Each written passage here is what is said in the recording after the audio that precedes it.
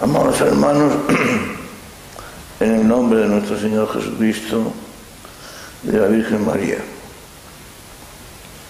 ante todo felicitaros de todo corazón y desearos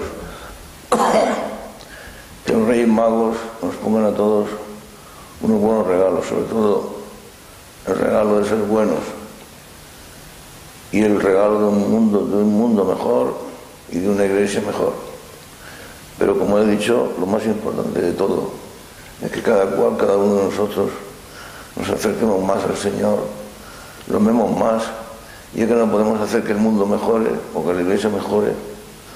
Por lo menos nosotros personalmente, con la gracia de Dios, sí que podemos hacerlo. El día de hoy celebra la iglesia una fiesta muy entrañable, la fiesta del Santo Nombre de Jesús. En este mundo desquiciado, en esta iglesia desolada en la que estamos viviendo, en la que el papel de Dios como personaje principal, objeto de la religión, ha sido desplazado para poner en su lugar al hombre, en que la iglesia parece un erial donde todo vestigio de criterios sobrenaturales tienden a desaparecer, cada día menos divina y más humana, donde además alta jerarquía de la iglesia vomitan verdaderas herejías, negando las verdades fundamentales de nuestra fe, la divinidad y la resurrección de Jesucristo, la virginidad de la Virgen María Nuestra Señora, y tantas verdades de nuestra fe que siempre la iglesia las ha sostenido, les ha mantenido, las ha enseñado y les ha defendido. Y nosotros y las personas de buena voluntad, los que somos mayores y los que tienen buena voluntad y que sinceramente buscan a Dios, pues siempre las hemos creído y con su gracia las seguiremos creyendo, nos digan lo que nos digan, porque parece como si alguien se empeñara en hacernos comulgar con una religión que poco tiene que ver con la religión católica. Se dicen cosas tan extrañas a nuestra fe, queridos hermanos. Por ejemplo, se habla a veces en lenguaje civilino, la mayoría de las veces en ambigüedades, en las que los que no entienden demasiado pues son vilmente engañados. Por ejemplo, se habla del Dios tres veces santo, porque para hacerlo coincidir con el Dios de los musulmanes, el Dios del Islam y el Dios judío. Se nos dice que es el mismo Dios para los musulmanes y para los judíos, el mismo Dios que el nuestro. No parece que coincide eso mucho con las verdades de nuestra fe y con lo que nos ha enseñado la revelación. El Dios tres veces santo, pues sí, pero en verdad el Dios es el Dios uno y trino. Y observar la sagacidad. Jamás se pronuncia en la catequesis actual, en la predicación actual, en la pastoral moderna de la nueva iglesia, jamás se pronuncia el nombre, la alusión al Dios uno y trino, sino el Dios tres veces santo. Lo que se dice eso, que es el mismo Dios para los católicos, para los musulmanes y para los judíos. Eso por una parte. Y por otra parte, pues también se dice que en realidad, de verdad, como todos estamos salvados, pues todas las religiones tienen el valor y los medios suficientes para la salvación de todo hombre, como hemos recordado tantas veces, que todo hombre, según las nuevas teologías, por el hecho de venir a este mundo ya estamos salvados.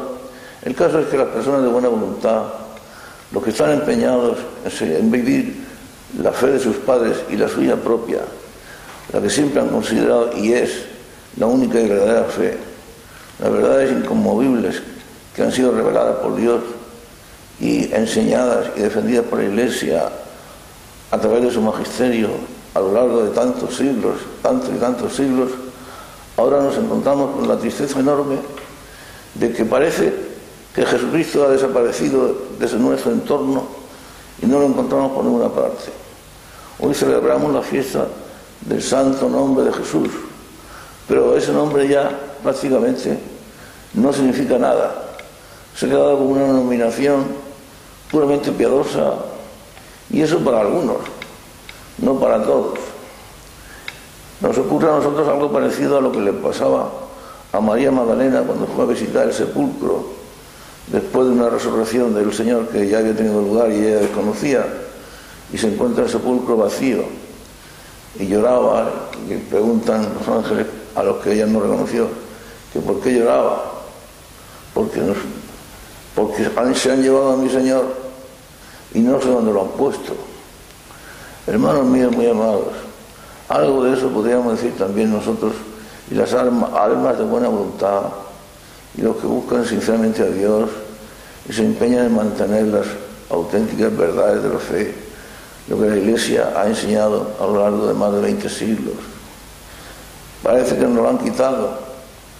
Jesucristo no significa mucho, es un puro hombre si es que existió, porque las nuevas teologías y las nuevas teorías que el modernismo ha introducido en la Iglesia, pues se duda de la historicidad de Jesucristo, como digo, se niegan prácticamente, o al menos se ponen en duda, en cuestión, todos los dogmas fundamentales de nuestra fe. ¿Dónde está Jesucristo? ¿Qué significa para el hombre de hoy, para el cristiano de hoy, el nombre de Jesús? Realmente Dios ocupa en nuestra religión, en la religión actual, el primerísimo lugar, aquel que le corresponde, porque esa es la religión, el culto a Dios, el cuidado en nuestras relaciones con Dios como hijos suyos que somos y le debemos, puesto que es nuestro Señor y Creador, además de nuestro Padre y de nuestro amigo. En esa situación estamos. Se dice eso, que Jesucristo es el mismo Dios, el de los musulmanes, el de los católicos y cosas semejantes, tantas como las que parece ser que no está conforme o no coinciden con lo que dice la revelación y con lo que la Iglesia ha enseñado siempre. Porque en la revelación lo que se dice y lo que la Iglesia ha enseñado durante tantos siglos y ha mantenido firmemente el magisterio legítimo son verdades, doctrinas que niegan rotundamente tales teorías. La clave de la liturgia de hoy, de la misa de hoy, está contenida más que nada en la epístola, en la primera de las lecturas, tomada de los Hechos de los Apóstoles. Después, en el discurso de San Pedro dirigido a la multitud. La multitud se había congregado, admirada, después del milagro de la curación del cojo de nacimiento, que habían presenciado por obra de los apóstoles. Y recordáis el episodio, es lo más entrañable y la primera vez que prácticamente se nombra así, con dulzura y encanto, el nombre de Jesús y el poder de ese nombre. Cuando se dice el libro de los Hechos, que San Pedro y San Juan entraban al templo a orar y había allí un cojo paralítico, de nacimiento, que durante toda su vida se había dedicado a pedir limosna en aquel mismo lugar. Y San Pedro se detiene, un episodio, como digo, tan entrañable, todos lo conocéis. Se queda mirando al cojo, el paralítico pensaba que le iban a dar alguna limosna, extiende su mano y San Pedro le dice: yo no puedo darte ni oro ni plata, porque no los tengo, pero lo que tengo te doy. En el nombre de Jesús, levántate y anda. Y él le da la mano y el paralítico se levanta y comienza a andar. Y entra en el templo tras ellos, tras los apóstoles, cantando y alabando a Dios.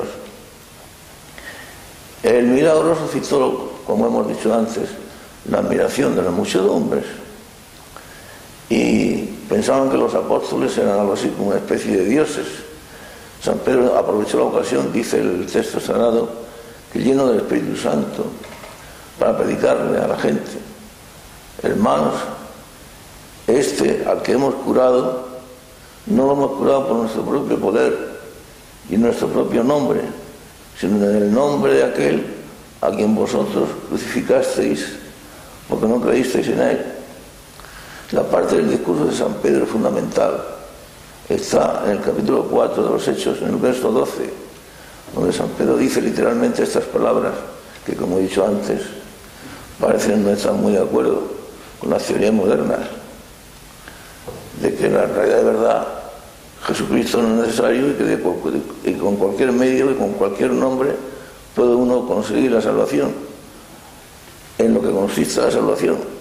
Porque vuelvo a repetir, existe un cielo, existe un mundo sobrenatural, existe realmente un Dios. Para el modernismo lo diga de una manera más disimulada o menos disimulada, más ambigua o menos ambigua, en realidad de verdad tal mundo sobrenatural y tal Dios prácticamente no existen, aunque lo disimule. Pero en fin, repito, las palabras de San Pedro en su discurso a la muchedumbre, las palabras claves son las siguientes, literalmente, hablando de que habían hecho el milagro en el nombre de Jesucristo, en el nombre del Hijo de Dios, único camino de salvación, decía San Pedro, porque en ningún otro hay salvación, pues ningún otro nombre ha sido dado bajo el cielo a los hombres por el que podamos salvarnos. Como siempre decimos y como siempre podemos comprobar, la Biblia pues habla en los momentos fundamentales con toda claridad. En ningún otro nombre ha sido dado a los hombres bajo el cielo por el que podamos salvarnos. En ningún otro hay salvación. Las palabras de San Pedro son terminantes, como decimos, son clarísimas y contundentes. De manera que no hay salvación sino a través de y por Jesucristo. Nos digan lo que nos digan, pero la revelación habla con toda claridad.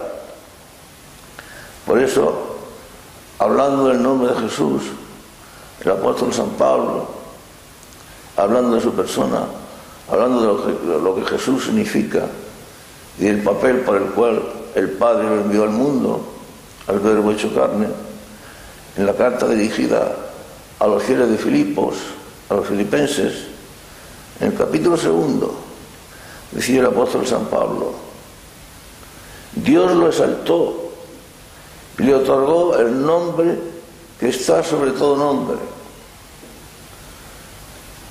porque para que el nombre de Jesús, al nombre de Jesús, se doble toda rodilla en los cielos, en la tierra y hasta en los infiernos, y toda lengua confiese que Jesucristo es el Señor. Un nombre sobre todo nombre, para que al nombrarlo toda rodilla se doble y lo adore en los cielos, en la tierra y en los infiernos, y que toda la lengua confiese que Jesucristo es el Señor, y no hay otro Señor, y no hay otro camino de salvación, solamente Él. El Señor lo dijo y Él mismo con una mayor claridad todavía si cabe. Yo soy la vida, yo soy el camino, la verdad y la vida. Nadie viene al Padre sino por mí. Yo soy el camino, la verdad y la vida. Nadie viene al Padre sino por mí. Queridos hermanos en el Señor, no se puede decir más claramente y de una manera más firme. Nadie viene al Padre sino por mí. De manera que el que no esté con Él, el que no crea en Él, como Él es el camino y no hay otro camino. Los hombres podemos tomar muchos caminos, muchas rutas, muchos senderos, pero solamente uno conduce a la salvación. Todos los demás, absolutamente todos los demás, llevan a la perdición. El único camino es Jesús, cuyo nombre celebramos hoy. Yo soy el camino. De manera que el que no ande con Él, el que no camine con Él, se extravía irremisiblemente y acaba siempre en la perdición, en la condenación eterna. Yo soy el camino, la verdad y la vida. La verdad, o sea, que todo lo que se aparte de él, se aparta de la verdad. La verdad en todas sus formas y maneras. Muchos profetas hay en el mundo, muchos líderes religiosos, muchos predicadores, muchos teólogos, muchos maestros, casi todos ellos falsos profetas, falsos maestros. Pero aquel en el que reside la verdad, y toda la verdad, y nada más que la verdad, es Jesús. Y el que se aparte de Jesús, lo reconozca o no lo reconozca, lo admita o no lo admita, lo confiese o no lo confiese, se aparta de la verdad, y la verdad no está en él. Y además la vida. Yo soy el camino, la verdad y la vida. De manera que si él es la vida, digo lo mismo, el que se aparte de él vivirá una vida puramente natural, simplemente animal, pero no ha conocido ni podrá conocer de manera alguna lo que es la vida y lo que es la verdadera vida, porque él es la vida.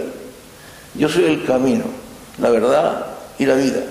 Nadie viene al Padre sino por mí. Después de esas palabras de Jesús, hermano mío, amado, ¿qué otra cosa podemos decir? ¿Cómo podemos decir que hay tantos y tantos caminos de salvación? Y de que cualquiera escoja la ruta que quiera, la religión que quiera, el camino que desee, de todas formas se salva. Entonces, ¿dónde quedan las palabras del Señor? El Señor es un mentiroso. Nemo venit ad Patrem nisi per me. Nadie viene al Padre sino por mí y solamente por mí, y nada más que en mí. Así es. Por eso decía en otra ocasión también Jesús, en el capítulo 14 de San Juan, ahí están contenidas estas palabras: yo soy la vida, la verdad y el camino. Y en la primera carta, el apóstol San Juan, en su primera carta, decía literalmente lo siguiente: el que cree en el Hijo de Dios, lleva en sí mismo el testimonio. El que no cree a Dios lo hace mentiroso a Dios, porque no cree en el testimonio que Dios ha dado con respecto a su Hijo. El que no cree a Dios lo hace mentiroso, porque no cree en el testimonio que Dios ha dado sobre su Hijo. De manera que de eso se trata, de burlarse de Dios, de prescindir de Dios y de tratarlo y suponerlo como mentiroso. Dios ha dado testimonio clarísimo de que su Hijo es verdadero Dios, es el único Salvador de los hombres, es el único Mesías verdadero. Si eso no lo creemos, por eso es inútil decir que los judíos o quien sea siguen todavía esperando al Mesías, que la ley del Antiguo Testamento no están vigentes, fueron derogadas por el Salvador, por Jesús el Señor. Yo no he venido a derogar la ley sin hacerla cumplir, pero los caminos del Nuevo Testamento superan de la pequeñez a la inmensidad, a la infinitud, todas las disposiciones y leyes del Antiguo Testamento. No se puede decir que aún seguimos esperando a Jesús. No se puede decir que se ama a Dios y no se cree en Jesucristo, e incluso se le insulta o se blasfema. Eso es imposible. El que no cree a Dios, que ha dado testimonio de su Hijo, lo trata a Dios de mentiroso. Pero es más. En la primera carta del apóstol San Juan, en su capítulo 2, dice literalmente el apóstol: ¿quién es el mentiroso sino el que niega que Jesús es el Cristo?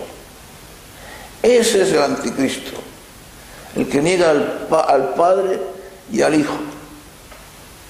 De manera que el que niega al Hijo, niega al Padre. El que no tiene al Hijo, tampoco tiene al Padre. Y ese, dice el apóstol, además es un mentiroso y es un anticristo. Ya sabéis que en los últimos tiempos, decía el apóstol San Pablo, aparecerán muchos falsos profetas y muchos falsos cristos, y que muchos se apartarán de la verdad, apartarán sus oídos de la verdad para admitir las fábulas y vivir conforme a sus caprichos. Esta es la tristeza de nuestra época. Este es el dolor que sufren las personas de buena voluntad y que sinceramente buscan a Dios y se aferran en defender su fe. La fe, la que Dios nos ha revelado, la que Jesucristo nos ha entregado y nos ha transmitido, y la ha sellado con el precio y el valor de su propia vida, de su propia sangre. ¿Cómo podemos vivir ahora en un mundo en el que Jesucristo está ausente, en el que Jesús ha desaparecido, en el que su nombre ya no significa nada, en el que la religión solamente habla y afecta a los problemas del hombre, donde prácticamente o se pone en duda, o mejor aún, o peor, prácticamente se niega la existencia del pecado? Se establece una moral subjetiva y libre para cada uno. El bien y el mal es lo que cada uno decida como tal, como bien o como mal, sin ninguna referencia objetiva a la ley de Dios. Lo mismo que ocurrió en el paraíso terrenal. ¿Por qué necesitáis a Dios?, le dijo la serpiente a nuestros primeros padres. Si coméis de este árbol, sabe Dios que seréis como Él, y entonces conoceréis el bien y el mal, y seréis vosotros los que disteis lo que es bueno y lo que es malo. Y sin embargo, tantos millones de católicos que creen en esas doctrinas, que las admiten, que viven con respeto según esas doctrinas, eligiendo esos caminos erróneos que conducen a la perdición. Porque, decía San Juan, el apóstol San Juan, ahora en su segunda carta, en el capítulo 1, decía: porque han aparecido en el mundo muchos seductores que no confiesan a Jesucristo venido en carne. Ese es el seductor y el anticristo, el que no confiesa a Jesucristo como Hijo de Dios, el que no lo confiesa como verdadero Mesías, como que es Dios venido en carne. Ese tal es un anticristo, es el anticristo, un mentiroso y un seductor. A mí me llena de admiración, y no sé cómo explicarlo, la claridad y la contundencia de las palabras de la revelación, y cómo de alguna manera encajan, no solamente que no encajan, sino que son contrarias a lo que con profusión están defendiendo y explicando y difundiendo las nuevas teorías. Esas teorías en las que pues no creen prácticamente ni en la infancia de Jesús, porque dice que los evangelios de la infancia son pues una leyenda, ni los evangelios de la infancia ni los evangelios de la vida adulta del Maestro, de Jesús, la verdad.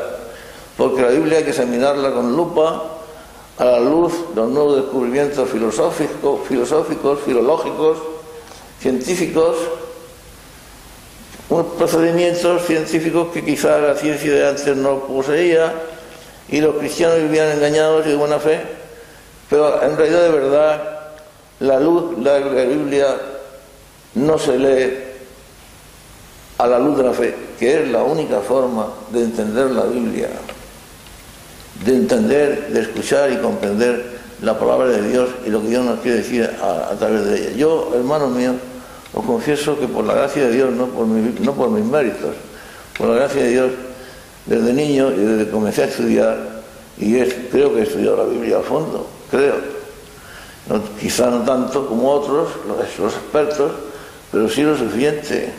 Bueno, o eso me parece a mí. Pero desde niño, por la gracia de Dios, he leído siempre la Biblia a la luz de la fe, guiado por la fe que es la única manera de entender la Biblia, la única manera de comprender lo que Dios nos dice a través de ella. Los evangelios son históricos, no son históricos, son leyendas, no son leyendas. Pues yo siempre he creído lo que dicen los evangelios. Jamás he cuestionado la realidad de la persona de Jesucristo y la verdad de su mensaje. ¿Qué hubiera sido de mí, pobre de mí, y eso que soy un pecador? Pobre de mí, desgraciado de mí, si no hubiera creído en el mensaje de Jesús. Es la única cosa que ha dado dinamismo y sentido a mi pobre existencia. Sin Jesús, sin su mensaje. Pero examinemos qué es el mundo. Si decimos que el mundo actual, que ha desterrado el nombre de Jesús, es un erial, es un desierto, decimos muy poco. Es mucho peor que un desierto y un erial. Es un mundo en el que ya nadie se entiende, en el que todos se odian, en el que todo es suspicacia y desconfianza y mentira. Los poderosos abusan de los pequeños, los engañan, los manejan, los manipulan. La comedura de coco, como se dice vulgarmente, es algo que está a la orden del día. Y las multitudes, pobres multitudes de cristianos que se dejan engañar, y no por eso dejan de ser culpables, porque como hemos dicho tantas veces, hermanos míos, solamente es engañado aquel que hace un cierto pacto con la mentira. Dios no abandona nunca a aquellos que lo buscan con sinceridad. Habrá que sufrir, habrá que luchar, habrá que oponerse a los embates del demonio, porque los criterios del mundo son tan contrarios, no digo ya distintos, sino contrarios a las enseñanzas de Jesús. Pero dentro de las luchas y de los sufrimientos, el cristiano de buena voluntad, el cristiano que es dispuesto a vivir su fe, no es abandonado nunca por Dios. Lo hemos dicho muchas veces, hermanos míos queridos. Por eso decía nuestro Señor Jesucristo, sus palabras, las que vamos a leer ahora, que están contenidas en el capítulo 3 del Evangelio de San Juan. Literalmente dice así: el que cree en el Hijo tiene la vida eterna, pero quien no cree en el Hijo no verá la vida, sino que la ira de Dios pesa sobre él. El que cree en el Hijo tiene una vida eterna. Y nosotros, por la gracia de Dios, y las almas que sinceramente lo buscan, pues somos pecadores, débiles y pequeñitos, pero creemos en Jesús, por la gracia de Dios. Porque el que no cree en Jesús no verá la vida. Las palabras son tremendas. Sería bueno que alguna vez pensáramos en ellas. No verá la vida, pero no la vida eterna, sino siquiera en esta vida, porque ahora hay tantos millones de personas en este mundo cuya existencia transcurre en la mayor y más completa ignorancia con respecto a lo que es la vida. Nacen, viven su existencia terrena y mueren sin haber sabido jamás, ni haber conocido, ni haberla sentido lo que es la auténtica, la vida verdadera. Nunca la han conocido. Mueren sin haberla conocido. Y viven así, tantos cristianos, tanta gente. Estos tales no verán la vida, sino que la ira de Dios pesa sobre ellos. Decía Jesucristo que Él había venido para que tengamos vida, y vida abundante. Y hay mucha gente que entiende por vida pues los placeres, el dinero, la influencia, la fama, las cosas que ofrece este mundo. Pero si rascáramos, si examináramos con objetividad y con serenidad el interior del corazón de estas gentes, veríamos que allí, digan ellos lo que digan, no hay felicidad, no hay alegría ninguna, no hay vida verdadera. Tanto buscar el dinero, tanto buscar, pero ¿para qué tantos millones? Aquello que decían algunos, o decía alguno, para ver el aprecio que Dios tiene con respecto al dinero, no hay más que mirar las manos en que lo pone. Así es, esa es la situación. Y vosotros lo sabéis muy bien, queridos hermanos míos. Tanto buscar el poder, tanto buscar los bienes de este mundo, y el corazón cada vez más vacío. El corazón, lo confieso o no, cada vez más amargado. ¿Y luego qué? La vida es cortísima. ¿Para qué quieres amasar tantos millones o tanto dinero? ¿De qué te van a servir esos placeres mundanos? ¿De qué te va a servir el haber ido pregonando por todas partes que no creías en Jesús, ni en el nombre de Jesús, ni en nada de nada? ¿De qué te va a servir?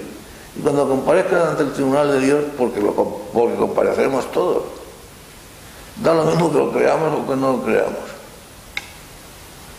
Aquello que oí una vez en una tertulia de radio, donde había un contertulio que decía que él no creía en el infierno. Y había otro que le respondía, no, no se preocupe usted, no se preocupe, porque pronto tendrá ocasión de comprobarlo. Y así es, mis hermanos míos. Por eso San Juan, en su primera carta, insiste en que aquel que no tiene al Hijo de Dios, aquel que no cree en el nombre de Jesús, que no admite a Jesús como único Dios verdadero y único Mesías auténtico, ese tal no conoce la vida y no la posee. Dice así literalmente el apóstol en su primera carta, capítulo 5. Quien tiene al Hijo de Dios tiene la vida, pero quien no tiene al Hijo de Dios tampoco tiene la vida. No se puede decir con más claridad que el que no tiene al Hijo de Dios no sabe lo que es la vida, no ha sentido nunca lo que es la vida, jamás.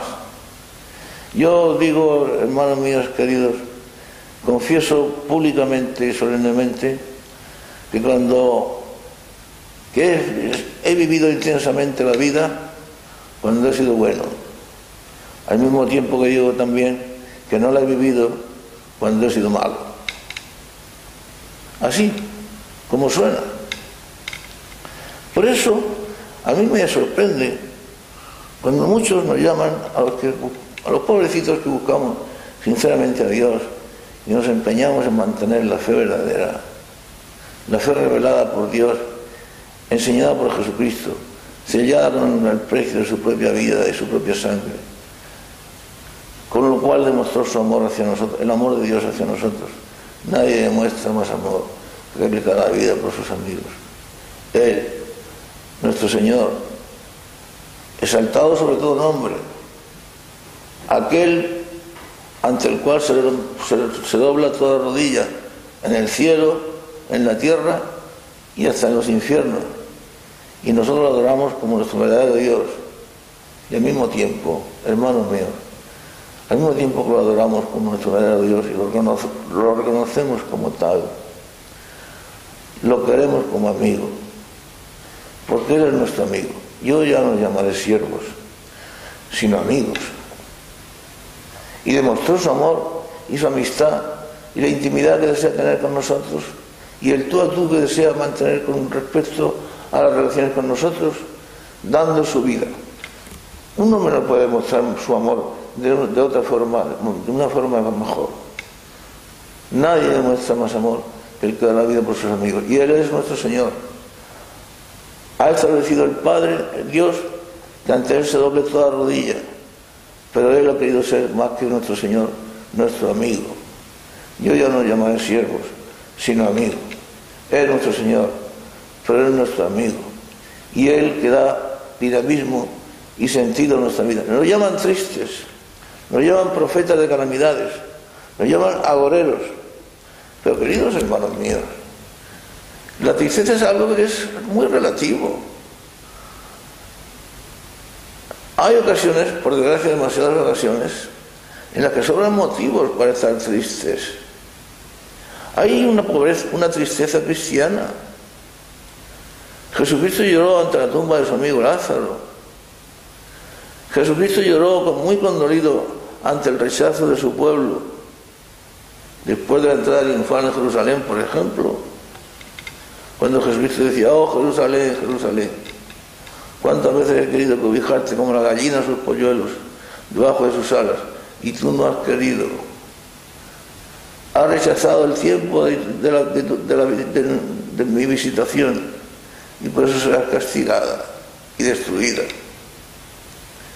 Y en cuanto a su tristeza, ¿quién la ha sentido en mayor grado, en más profunda intensidad, que él mismo, Jesús, cuando en la noche del huerto de los olivos, en los comienzos de su pasión, llegó a decir: mi alma está triste hasta la muerte? Ahí no hay metáforas, ahí no hay palabras con sentido figurado, ahí hay verdadera tristeza, profunda tristeza, una tristeza que jamás llegaremos a comprender, ni de lejos, cargada por nuestras calamidades, con nuestros pecados, nuestras debilidades, viéndose solo y abandonado ante el Padre, como si fuera un pecador, y todo por amor a nosotros, para rescatarnos a nosotros. Mi alma está triste hasta la muerte. Y llegó hasta sudar sangre por la tristeza que lo agobiaba, que lo aplastaba, que lo consumía. Entonces, ¿por qué eso nos acusa a nosotros de estar tristes? Y yo preguntaría, ¿quién está más triste? Aquellos que dejan transcurrir toda su existencia cristiana sin haber conocido la verdadera vida, sin haberla vivido nunca, sin haber sabido nunca lo que es la vida. Esos son los que están alegres. La riqueza de este mundo, la influencia, el poder, la fama, la comodidad, el lujo, el sexo, la droga, ¿eso es realmente lo que proporciona la alegría? Vemos, por ejemplo, a los pobres adictos a las drogas, a los pobres esclavos del sexo. Decía Jesucristo: el que peca se convierte en un esclavo del pecado. Estos esclavos según Jesús, no según nosotros, estos esclavos son los que están contentos, los que gozan de la vida. Pero bueno, ¿dónde hemos llegado? Es que nos quieren hacer comulgar con ruedas de molino. Peor que eso, hacer que veamos lo blanco negro, lo negro blanco, engañarnos como si fuéramos unos idiotas, peor que idiotas, niños no desarrollados, niños anormales. Esos son los felices y nosotros somos tristes. Pero, queridos hermanos míos, las bienaventuranzas, la palabra bienaventuranza significa la alegría perfecta. Las bienaventuranzas fueron pronunciadas por Jesús, no para los incrédulos. Las bienaventuranzas son para los que creen en su nombre, para los que lo aman, para los que tratan de seguirlo. Esos son los únicos bienaventurados, y no aquellos que el mundo califica como tales. No. Por cierto que a los que no son del mundo, y ya lo decía San Pablo, el hombre carnal no entiende las cosas del Espíritu. ¿Cómo va a entender el hombre carnal que la mayor alegría del hombre está en vivir y compartir la cruz del Señor y la muerte de Jesús? Porque nunca han conocido lo que es la verdadera amistad, ni el verdadero amor. Nunca han sentido lo que es el amor. Transcurrió su existencia terrena, toda ella, sin haber conocido jamás el amor. Y el amor no es todo. Yo el otro día les veía, no lo leí porque me quedé en el titular, en cierto periódico decía: el amor es importante, pero no lo es todo. El amor es mucho más que importante. Claro que lo es todo. Si el amor es Dios. Y el verdadero amor, sea humano o sea divino humano, si es verdadero, es una participación en el amor de Dios. Una participación hasta el punto en que nosotros, como seres finitos, podemos participar. Pero ¿qué motor puede mover la existencia si no es el amor?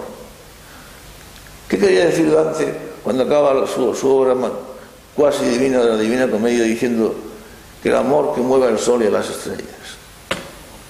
El amor no es suficiente. El amor es importante, meramente importante. Como si dijeran, Dios es importante, pero no es suficiente. ¿Pero qué te estoy diciendo, amigo mío? Piense las cosas.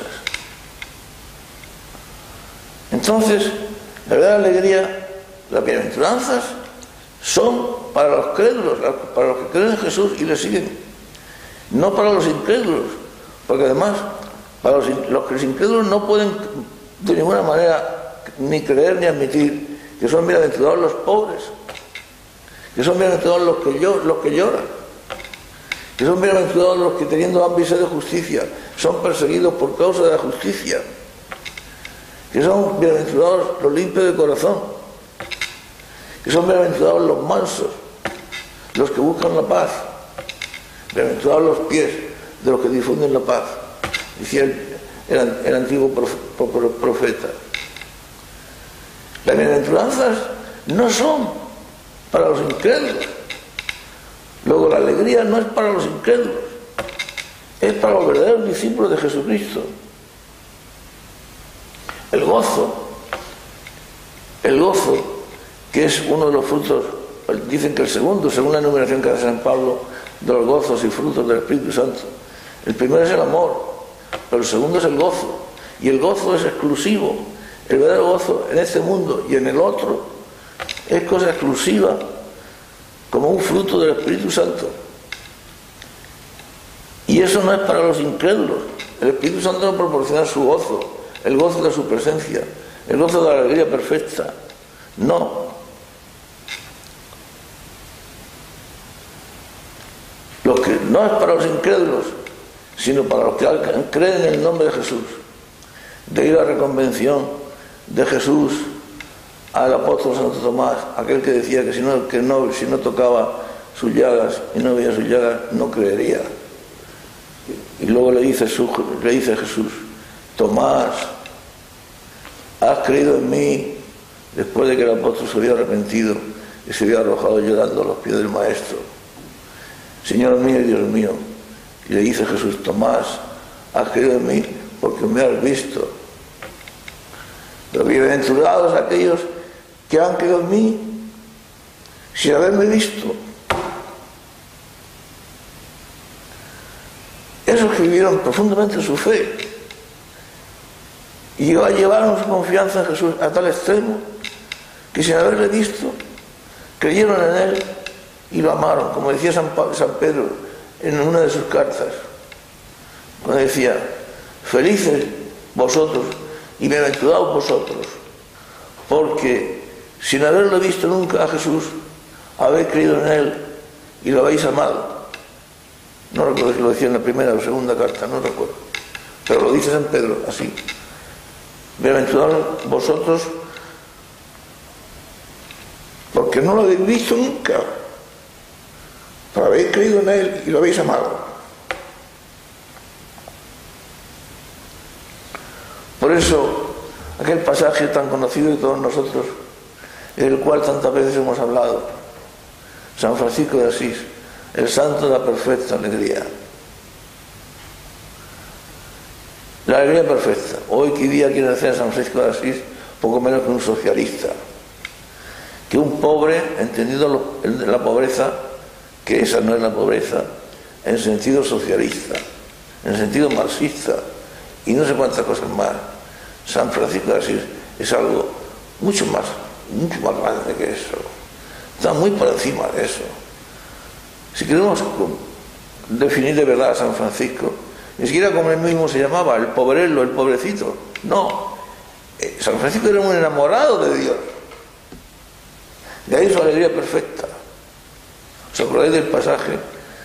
Claro que os acordáis, que cuenta el libro de las florecillas. San Francisco, y acompañado de Fray León, uno de sus compañeros, de sus frailes, vienen de predicar, van hacia su convento, una mañana fría, nevada, con nieve, prácticamente con los pies desnudos, casi descalzos, caminando hacia su convento. Delante va San Francisco, detrás su discípulo, van en silencio los dos, porque van haciendo oración. Y de pronto el santo, oh la genialidad de San Francisco de Asís.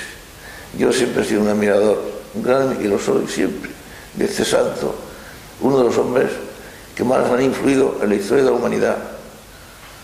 Sin ser santo socialista, ni alardear nunca de pobreza, ni de humildad, ni de nada, después de tantos siglos, sigue siendo uno de los luminares más brillantes en el santoral de la Iglesia y de los hombres más influyentes en la historia de la humanidad.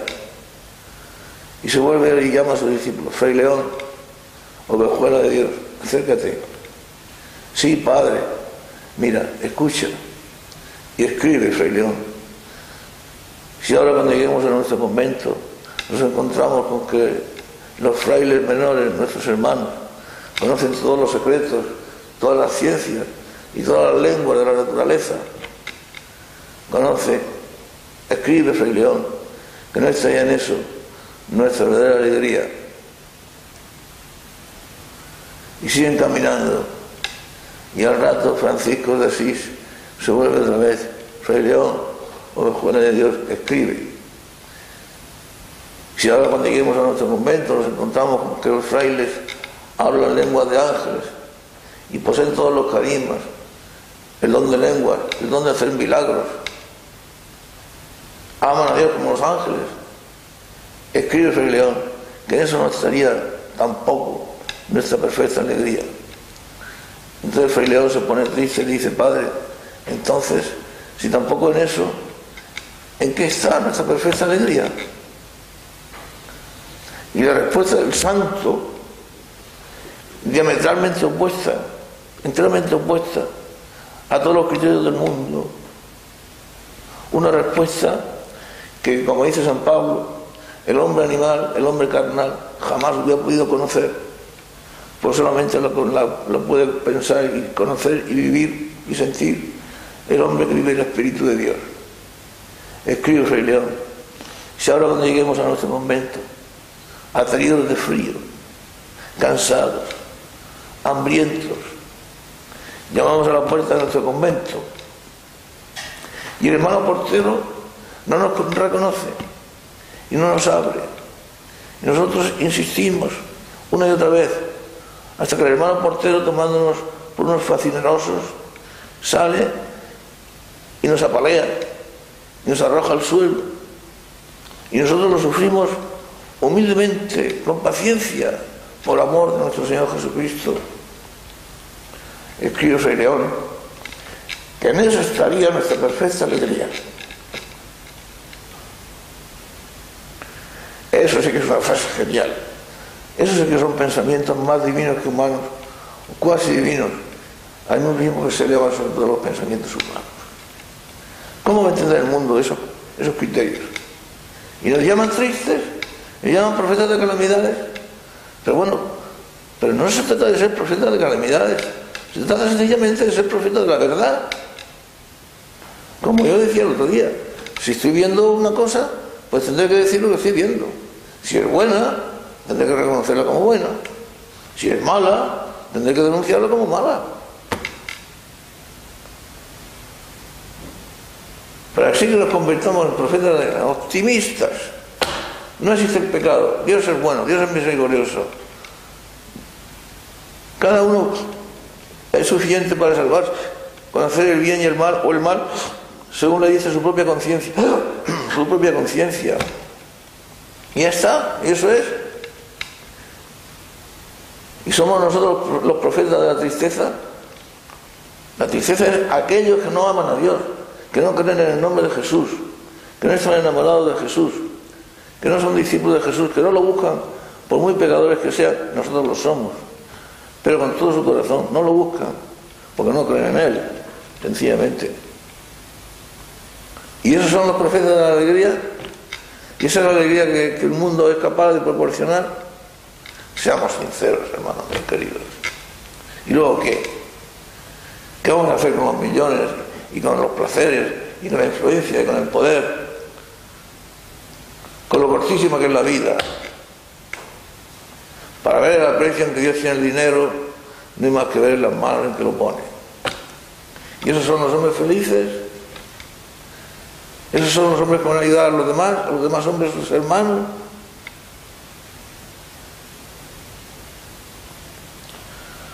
Por eso, hermanos míos queridos, por encima de todas las cosas creadas, y el que es discípulo de Jesucristo admira las cosas creadas, ama las cosas creadas, porque ama la belleza de la creación, porque no se puede amar a Jesucristo, que es la verdad y es la vida, sin amar la belleza de una mañana de primavera, de una salida de sol en verano, del silencio de los bosques, de la belleza de una inmensidad de toda clase de animales, el canto de los pájaros, el susurro del mar, el susurro de las olas, el amor a nuestros hermanos, tantas cosas buenas que Dios ha hecho y que las apreciamos como buenas, como bellas. El discípulo de Jesucristo ama la belleza, la auténtica belleza, la verdadera verdad, la auténtica verdad, la auténtica bondad. Pues claro, ahí está, esa es la cosa. Por eso, por encima de todas las cosas creadas, por muy buenas que sean, y por muy bellas que sean, y por muy hermosas que sean, que lo son, porque son cosas de la mano de Dios, pero por encima de todo eso está el amor a Jesucristo, y bien vale la pena dejarlo todo por Él, por el Señor, por Jesús, que sea Él primero en nuestro corazón, el máximo valor de nuestro corazón. ¿Cuántas veces yo lloro porque sé que no le he dado a Dios, a Jesús, todo mi corazón, y quisiera hacerlo, quisiera dárselo todo, y no quisiera morirme sin que mi corazón fuera completamente suyo? Y por eso los versos bellísimos de Fernández de Andrada, la última estrofa de su poema, maravilloso poema, de la epístola moral a Fabio: ya dulce amigo, huyo y me retiro, decía el poeta, ya dulce amigo, huyo y me retiro de cuanto simple amé, rompí los lazos, ven y verás el alto fin que aspiro antes que el tiempo muera en nuestros brazos. Ven y verás el alto fin que aspiro antes que el tiempo muera en nuestros brazos. Huyo y me retiro de cuanto simple amé, rompí los lazos. Ven y verás el alto fin que aspiro antes que el tiempo muera en nuestros brazos. Por eso, queridos míos, la incredulidad supone el vacío del corazón, el estado de miseria de los que nunca han conocido la perfecta alegría, la verdadera felicidad, el verdadero amor, basado en la existencia terrena, sin haber conocido nunca el amor, sin haber conocido nunca el valor de la existencia, el valor de la vida, sin haberla vivido, ni haberla sentido, ni haberla conocido. Eso sí que es miseria, eso sí que es tristeza. Porque además esa tristeza y esa miseria y ese vacío del corazón no son más que preludio y premonición del llanto eterno en la condenación final. No falla. La tristeza y la amargura de un corazón vacío, lo reconozca o no, pero tristeza y amargura al fin es el preludio de la eterna condenación. Es la premonición, el anuncio anticipado, la vivencia anticipada de la miseria eterna, del llanto eterno. Por eso, como yo os he dicho antes, queridos hermanos míos, mi testimonio auténtico de que yo he sentido la vida cuando he sido bueno y no lo he sentido, no lo he vivido cuando he sido malo. Pero en fin, por eso pienso que el tiempo, antes que el tiempo muera en nuestros brazos, el tiempo que hemos vivido sin amar de verdad a Jesús, sin ser consecuentes con lo que significa su persona para nosotros, su nombre para nosotros, ha sido un tiempo perdido. En lágrimas bañado, decía el poeta, en lágrimas bañado llora mi corazón de amor herido, de penas angustiado, del tiempo que ya he sido y por no haber amado se ha perdido. Pero si hemos amado de verdad, si hemos intentado ser discípulos de Jesús, aunque seamos pecadores, repito, porque lo somos, si hemos tenido la ilusión y la nostalgia de vivir la verdadera fe en esa iglesia que haga lo que haga el enemigo, intente lo que intente, no desaparecerá jamás, porque las puertas del infierno, etcétera, no prevalecerán. Por eso sabemos que al final la victoria es nuestra. Vivir sin amar a Jesucristo, sin conocer a Jesucristo, en una iglesia ausente de Jesucristo, vacía de Jesucristo, en la que el nombre de Jesús, el dulce nombre de Jesús, no significa nada. Pero que eso no es vida, eso no es una existencia, eso no es para aquello que Dios nos había creado. Eso es no haber respondido a su amor y que lleguemos al final de la existencia, de nuestra existencia terrena, sin haber respondido al amor de Dios. Oh miseria entre las miserias. Pero en fin, por eso los versos de Andrada: ya dulce amigo, huyo y me retiro, de cuanto simple amé, rompí los lazos. Ven y verás al alto fin que aspiro, antes que el tiempo muera en nuestros brazos.